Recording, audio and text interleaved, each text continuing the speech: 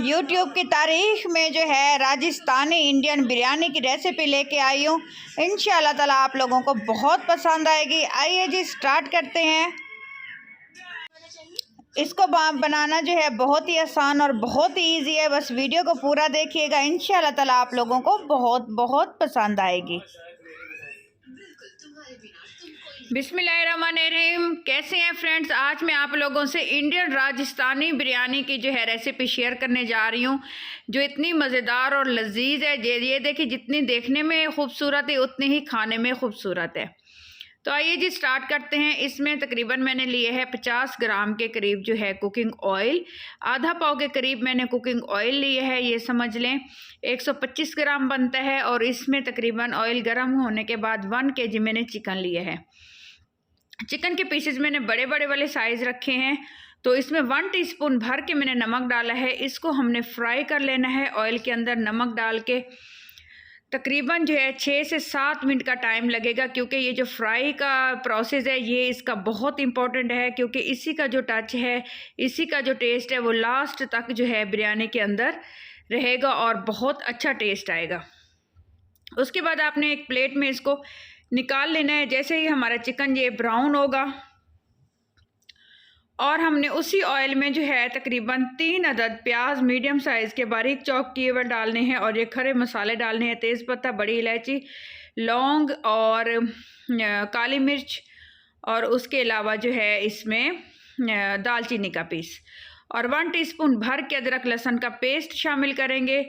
اچھے سے اس کو مکس کریں گے۔ اچھے سے مکس کرنے کے بعد اس کو تب تک ہم نے پکانا ہے جب تک جو ہے یہ براؤن نہیں ہو جاتے پیاز اور جو ہے ادرک لہسن کا پیسٹ۔ خوبصورت سا جب براؤن کلر اس کے اوپر آئے گا تو اب ہم اس میں شامل کریں گے تقریباً 8 سے 10 عدد بہت تیکھے والی ہری مرچیں۔ اس میں لال مرچ کا استعمال بالکل بھی نہیں ہوتا، تو اس میں ٹوٹلی جو ہے ہری مرچ کا استعمال کرنا ہے ٹیسٹ کے اکارڈنگ۔ اور اس میں جو ہے 5 عدد میں نے چاپ کیے ہوئے ٹماٹر ڈالے ہیں، میڈیم سائز کے ٹماٹر سے چھلکا میں نے ان کا اتار لیا تھا بہت باریک، اور اچھی سی ہم نے گریوی ریڈی کر لینی ہے اس کی۔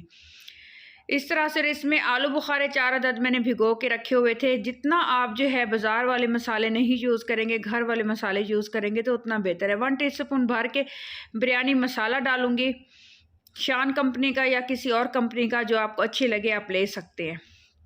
اچھے سے ہم نے دم لگا دینا ہے تقریباً 2 منٹ کا۔ 2 منٹ کے دم کے بعد میں آپ کو دکھاؤں گی کہ یہ جو ہے ٹماٹر ہمارے گھل چکے تھے، اور اس میں ہم نے اسی سٹیج پہ جو ہے چکن شامل کر دینا ہے۔ باقی چکن بھی کوک ہوگا، ٹماٹر بھی ساتھ ساتھ کوک ہوں گے۔ دم پہ ہم نے اس کو کوک کرنا ہے۔ مزید ہم نے چکن کو دینے ہیں تقریباً 8 منٹ کا ٹائم دینا ہے کوکنگ کا۔ تو تقریباً 15 سے 16 منٹ میں ہمارا چکن ریڈی ہوگا، اور باقی جو چاولوں کا پروسیس ہے وہ ٹائم لگے گا۔ اس میں 2 عدد میں نے جو ہے جولین کٹنگ میں پوٹیٹوز ڈالے ہیں۔ اس میں آلو لازمی ڈلتے ہیں راجستھانی بریانی کے اندر۔ تو اس طرح سے آپ نے اچھے سے مکسنگ کر لینی ہے۔ 1 سے 1.5 منٹ آلو کا جو کچا پن ہے وہ ختم ہونے کے بعد ہم نے اس میں 1 پیالی جو ہے دہی شامل کر دینا ہے۔ اچھے سے پھینٹ کر آپ نے دہی شامل کرنا ہے۔ آدھا پاؤ کے قریب دہی کا استعمال کریں گے۔ اس سے ایک تو چاول کی وائٹنس آتی ہے، بہت خوبصورت اور کھرا کھرا سا چاول بنتا ہے، اور ٹیسٹ وائز بھی دہی کا ذائقہ بریانی کے اندر بہت آتا ہے۔ اچھے سے مکس کریں گے، دہی اپنا پانی چھوڑے گا، اسی پانی کے اندر چکن ہمارا مزید کوک ہوگا، مطلب ہم نے اس کو 8 منٹ مزید ہم نے چکن کی کوکنگ کرنی ہے۔ اور دم لگا دیا تھا میں نے، یہ دیکھیں ماشاءاللہ ہماری گریوی اور چکن ہمارا 100% جو ہے کوک ہو چکا ہے۔ زیادہ اپنے چکن کو نہیں گلانا، کیونکہ بریانی میں جو ہے بہت گلا ہوا چکن نہیں اچھا لگتا۔ پلاؤ میں تو چل جاتا ہے، لیکن بریانی میں کھری کھری بوٹی بہت اچھی لگتی ہے اور بہت لذیذ لگتی ہے۔ اس کو ہم نے ہاف میٹیریل جو ہے اس کا ہم نے ایک پلیٹ میں نکال لینا ہے۔ یہ دیکھیں اس طریقے سے کوکنگ آئل بھی اور گریوی بھی، اور نیچے ہم نے جو ہے ہاف سالن جو ہے اس کی ہم نے گریوی تیار کی ہے بریانی کی، وہ رہنے دینی ہے۔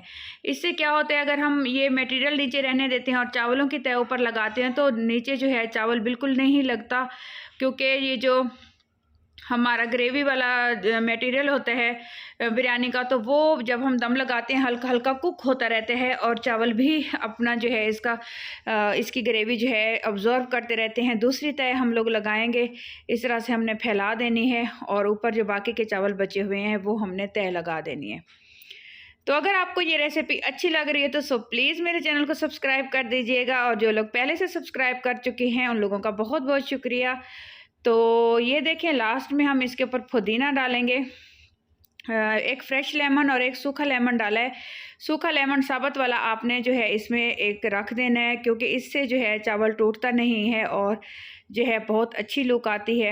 عظیم ہوتے ہیں وہ لوگ جو دوسروں کی ہیلپ اور مدد کرتے ہیں۔ سو پلیز میرے چینل کو سبسکرائب کر دیجئے گا، آپ لوگ بہت سپورٹ کر رہے ہیں اور میری اچھی اچھی ریسیپیز آپ لوگوں کے پاس پہنچ رہی ہیں، انشاءاللہ تعالیٰ آپ کو پسند آ رہی ہوں گے۔ یہ فوڈ کلر ایک ریڈ کلر تھا میرے پاس اور ایک یلو کلر، آپ کے پاس اگر دونوں اویلیبل نہیں ہے تو آپ ایک ہی یوز کر سکتے ہیں۔ بہت تھوڑا سا میں نے ڈالا ہے پانی کے اندر گھول کے، اور باقی کے تھوڑے سے پودینے کے پتے اور لیموں ڈالا ہے۔ پودینے کے پتے آپ نے لازمی استعمال کرنے ہیں، کیونکہ اس سے جو ہے بریانی ڈائجسٹ ہونے میں بہت ہی یہ اہم کردار ادا کرتے ہیں۔ یہ ہے جی اس کی فائنل لک، 8 سے 10 منٹ کا میں نے دم لگایا ہے۔